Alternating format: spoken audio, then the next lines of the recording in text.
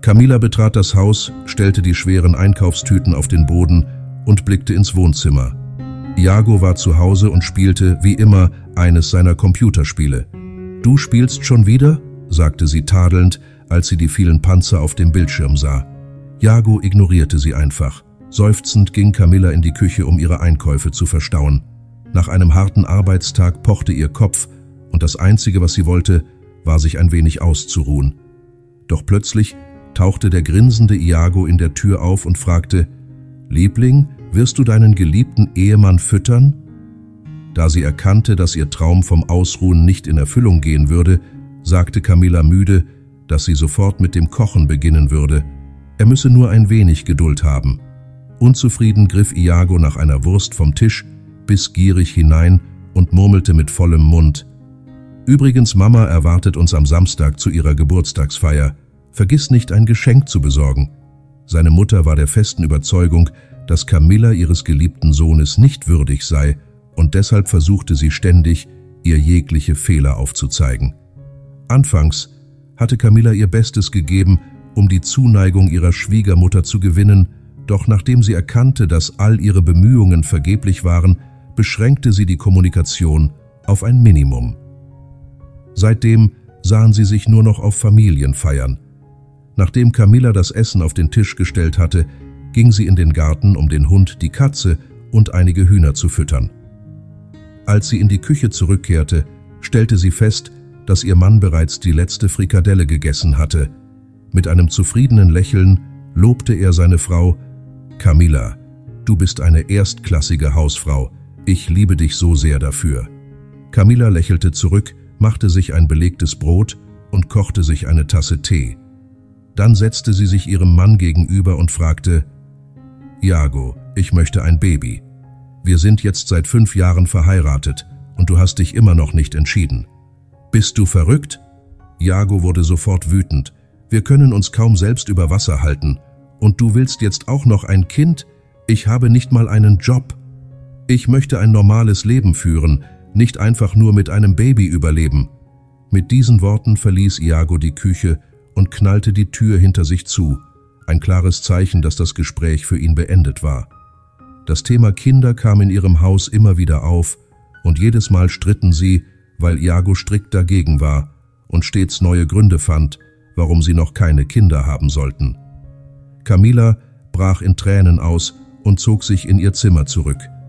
Sie wollte etwas schlafen, da sie am nächsten Morgen früh aufstehen musste, um zur Arbeit zu gehen. Doch ihre traurigen Gedanken ließen sie nicht zur Ruhe kommen. Iago hingegen verbrachte die gesamte Nacht am Computer, während Camilla über ihr eigenes Schicksal nachdachte. Sie liebte Iago abgöttisch, fast fanatisch, und der Gedanke, dass er sie verlassen könnte, trieb sie manchmal an den Rand der Verzweiflung. Gleichzeitig wusste sie, dass er sich ihrer Gefühle bewusst war und sie in jeder Hinsicht ausnutzte. In letzter Zeit machte er es sich besonders bequem und ruhte sich auf ihrem Rücken aus. Camilla konnte nichts dagegen tun, sie hoffte nur, dass er endlich einen Job finden würde, sie ein Baby bekommen würden und ihr Leben besser werden würde. Doch bis jetzt war das nur ein ferner Traum, weit entfernt von der Realität. Am Morgen fand Camilla Iago friedlich schlafend in einem Sessel im Wohnzimmer vor. Behutsam deckte sie ihn mit einer Decke zu und begann sich für die Arbeit fertig zu machen. Den gesamten Freitagabend verbrachte Camilla damit, ein Geschenk für ihre Schwiegermutter zu suchen, wohl wissend, dass es ihr kaum gelingen würde, sie zufriedenzustellen. Als sie und Iago am Samstag das Haus seiner Mutter betraten, spürte Camilla sofort, dass sie hier nicht willkommen war. Am liebsten wäre sie gar nicht erst gekommen, doch ihr Mann hatte darauf bestanden. So verbrachte Camilla den gesamten Abend mit Iagos Nichte, während ihre Schwiegermutter und ihr Mann sie nicht einmal zum Tisch riefen oder auch nur mit einem Wort erwähnten. Irgendwann wollte Camilla sich ein Glas Wasser holen und ging in Richtung Küche. Doch als sie sich näherte, blieb sie abrupt stehen, denn sie hörte, dass die anderen Gäste über sie sprachen. »Und, was hältst du von ihr? Ich habe immer gesagt, dass sie nicht die Richtige für dich ist.« »Denk nicht einmal daran, mit ihr Kinder zu bekommen«, sagte Camillas Schwiegermutter. »Mutter, das steht überhaupt nicht zur Debatte.« Ja, sie fängt an, mich auch zu nerven. Aber wer braucht mich schon so ganz ohne Job? Solange sie noch alles für mich tut, bleibe ich. Sobald ich eine Arbeit finde, suche ich mir sofort eine andere, antwortete Iago. Camilas Herz zog sich zusammen. Sie konnte nicht glauben, was sie da gerade gehört hatte. Dass ihre Schwiegermutter so über sie dachte, war nichts Neues, aber die Worte ihres eigenen Mannes trafen sie wie ein Stich ins Herz. Ihr erster Impuls war, in die Küche zu stürmen und eine Erklärung zu verlangen. Warum behandelten sie so, obwohl sie ihnen nie etwas getan hatte? Doch im nächsten Moment erkannte sie, dass ihr dazu gerade die Kraft fehlte. Schnell zog sie sich ihre Jacke an und verließ das Haus, ohne dass jemand es bemerkte. Innerlich zerrissen vor Enttäuschung und Trauer, kämpfte sie mit den Tränen. Sie lief ziellos durch die Straßen, ihr Tempo beschleunigte sich immer mehr. So sehr, dass sie den Mann nicht bemerkte, der eilig in ihre Richtung kam. Nur Sekunden später kollidierte Camilla buchstäblich mit ihm und wurde durch den Aufprall zu Boden geworfen. Sofort eilte der Mann zu ihr, entschuldigte sich und half ihr auf. Als sie sein Gesicht sah, erkannte sie ihn sofort. Es war André, ein Freund von Iago. »Camilla, was für ein Zufall! Wohin rennst du so schnell? Du hast mich ja beinahe umgerannt«, sagte er lachend. »Du bist einfach zu riesig«, entgegnete Camilla und lachte ebenfalls. »Hast du es eilig? Oder wollen wir uns irgendwo hinsetzen, einen Kaffee trinken und ein wenig reden?« Camilla überlegte kurz, aber eigentlich hatte sie jetzt wirklich keinen Ort, an den sie gehen konnte. Also nickte sie. André öffnete die Autotür für sie und gemeinsam fuhren sie zu einem Café. Nachdem sie bestellt hatten, setzten sie sich in die Nähe des Fensters. »Wie geht es dir, Camilla? Und wie geht es Iago?« fragte André freundlich, mit seiner gewohnt sanften Stimme, wenn es um das tägliche Familienleben ging. »Und du? Wie ist es dir ergangen? Bist du verheiratet? Hast du Kinder? Ich habe dich seit meiner Hochzeit nicht mehr gesehen.« »Nein, ich habe noch niemanden gefunden, der so ist wie du«, antwortete André leise und legte sanft seine Hand auf Camillas Arm. Sie wurde sichtlich verlegen. Camilla wusste nicht, wie sie auf diese unerwartete Aufmerksamkeit reagieren sollte. Sie hatte angenommen, dass Andrés Gefühle längst verblasst waren, doch offenbar hatte sie sich geirrt. Früher waren er und Iago enge Freunde gewesen und beide hatten um ihre Zuneigung geworben. Doch Camilla entschied sich für Iago und André verschwand kurz nach der Hochzeit, um die Freundschaft nicht zu belasten. Um das Gespräch in eine andere Richtung zu lenken, fragte sie ihn, wie er all die Jahre verbracht hatte. André erzählte, dass er in eine andere Stadt gezogen war, sein eigenes Geschäft aufgebaut hatte. Alles in dem Versuch, sie zu vergessen, und nur zurückgekehrt war, weil seine Mutter schwer erkrankt war. »Aber warum bist du so spät noch allein unterwegs? Wo ist Iago?« fragte André besorgt. »Er ist bei der Arbeit. Ich wollte nur ein bisschen frische Luft schnappen«, seufzte sie. Daraufhin bot André ihr an, sie nach Hause zu bringen. Als sie sich dem Haus näherten, bemerkte Camilla, dass Licht in den Fenstern brannte. Das bedeutete, dass ihr Mann bereits zu Hause war. Kaum hatte sie die Tür hinter sich geschlossen, ging sie in die Küche, wo Iago wütend auf sie wartete. »Wo warst du und warum bist du gegangen, ohne dich von meiner Mutter und den Gästen zu verabschieden?« fragte er gereizt. Camilla spürte, wie Ärger in ihr aufstieg. »Das kann doch nicht dein Ernst sein. Warum sollte ich mich von Leuten verabschieden, die mich nicht einmal als Teil der Familie betrachten? Ich habe alles gehört, und wie schön für dich es scheint, als hättest du dich gut angepasst. Und sag mir, warum solltest du mit einer Frau ein Kind haben, die dich so sehr nervt?« schrie sie und begann zu weinen. Iago versuchte sich zu rechtfertigen und erklärte, er habe nur Streit mit seiner Mutter vermeiden wollen. Er wollte sie in den Arm nehmen, doch Camilla wich zurück und entschied sich, in einem anderen Zimmer zu schlafen. Am nächsten Tag war sie den ganzen Tag mit Hausarbeit beschäftigt und verließ am Abend das Haus, um zur Arbeit zu gehen. Doch nur wenige Stunden später stürmte ein Mitarbeiter atemlos herein und rief aufgeregt, dass ihr Haus brenne. Camillas Herz setzte einen Schlag aus und von Panik ergriffen, rannte sie los. Schon aus der Ferne konnte sie die Flammen sehen, die ihr Zuhause verschlangen. Nachbarn und Schaulustige hatten sich versammelt und warteten auf die Feuerwehr. Camilla suchte verzweifelt nach Iago in der Menge, doch als sie ihn nirgends entdecken konnte, zögerte sie keine Sekunde. Sie rannte ins brennende Haus, um ihn zu retten. Während sie sich durch die dichten Rauchschwaden kämpfte, sah sie aus dem Augenwinkel, wie ein brennender Balken über ihr zusammenbrach. Das war das Letzte, woran sie sich erinnern konnte. Als sie erwachte, lag sie im Krankenhaus. Ihr ganzer Körper schmerzte und ihr Gesicht war mit Verbänden bedeckt. Ihre Erinnerungen an die Nacht waren verschwommen. Dann spürte sie eine sanfte Berührung an ihrem Arm. Langsam drehte sie den Kopf und sah Iago. Ihr Herz schlug schneller und ein Lächeln huschte über ihre Lippen.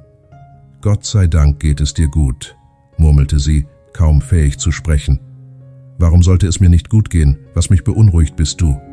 Wie konntest du nur in ein brennendes Haus rennen? Bist du wahnsinnig geworden?« Iago schüttelte den Kopf, ohne eine Antwort abzuwarten. »Hast du überhaupt eine Ahnung? Der Arzt hat gesagt, dass du jetzt eine schreckliche Narbe im Gesicht hast.« »Wie soll ich dich jetzt noch küssen?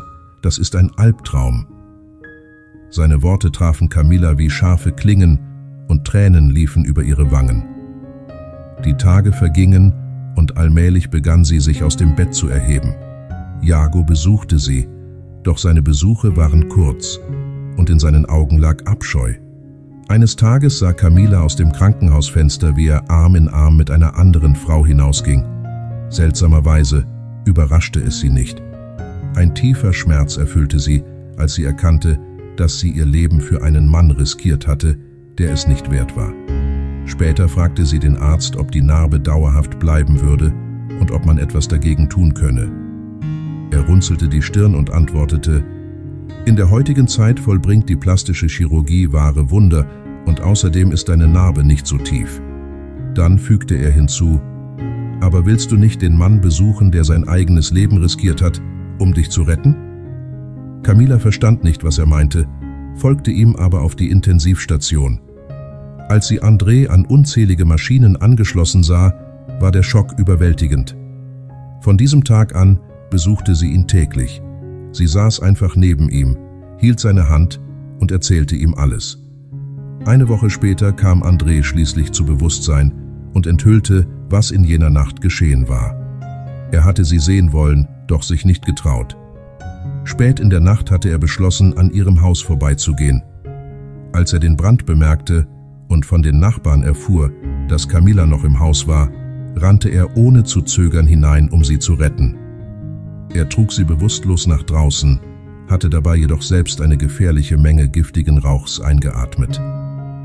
Jahre vergingen. Camilla saß im Park und wiegte ihr schlafendes Töchterchen sanft im Kinderwagen. Die goldene Sonne tauchte ihr Gesicht in warmes Licht, das keine Schatten der Vergangenheit mehr kannte. Plötzlich hörte sie eine vertraute Stimme. Sie hob den Blick und sah Iago vor sich stehen. »Camilla, wie geht es dir?« Sie lächelte sanft. »Mir geht es gut. Ich genieße einfach einen ruhigen Tag mit meiner Tochter.« Iago schwieg für einen Moment, dann fiel ihm etwas auf. »Und deine Narbe? Wo ist sie hin?« Camilla atmete tief durch und blickte in die Ferne. Liebe kann Wunden heilen, die viel tiefer sind als diese. Aqui está a tradução para o alemão, seguindo suas preferências. Bevor Iago noch etwas sagen konnte, tauchte André in der Ferne auf, 2 Eistüten in der Hand. Sein Blick war voller Zuneigung und Wärme. Als Camilla ihn näher kommen sah, füllten sich ihre Augen mit Tränen, nicht aus Traurigkeit, sondern aus tiefer Dankbarkeit. Als André ankam, kniete er sich neben den Kinderwagen und lächelte das kleine Mädchen an, das nun aufwachte und ihm mit ihren winzigen Händchen entgegenstreckte. »Meine kleine Prinzessin, hast du auf Papa gewartet?« Camilla legte eine Hand an den Mund und versuchte, ihre Tränen zurückzuhalten. Es war nicht nur Glück, es war die Gewissheit, dass sie nach all den Stürmen endlich genau dort war, wo sie hingehörte. André sah ihr tief in die Augen und strich mit einer sanften Geste eine einsame Träne von ihrer Wange. »Ich habe dir versprochen, dich nie wieder allein zu lassen, nicht wahr?« Camilla nickte, ihr Herz überflutet von Emotionen. Sie umarmte André fest und ließ endlich ihren Tränen freien Lauf. Doch diesmal waren es Tränen der Freude. Im Hintergrund blieb Iago regungslos stehen und beobachtete sie. Doch ihm war nun klar, dass er die Frau, die er einst nicht zu schätzen wusste, für immer verloren hatte. Camila jedoch blickte nicht zurück. Ihre Vergangenheit lag hinter ihr und vor ihr erstreckte sich eine Zukunft voller Liebe, Verbundenheit und einer Glückseligkeit, die sie sich nie hätte erträumen können. Und zum ersten Mal seit langer Zeit wusste sie mit absoluter Gewissheit, dass sie endlich nach Hause gekommen war. Kommentieren Sie unten, was Sie von dieser Geschichte halten und aus welcher Stadt Sie uns zusehen. Hinterlassen Sie ein Gefällt mir und abonnieren Sie unseren Kanal, damit wir gemeinsam eine große Gemeinschaft aufbauen können, die inspirierende Geschichten teilt. Vielen Dank fürs Zuschauen.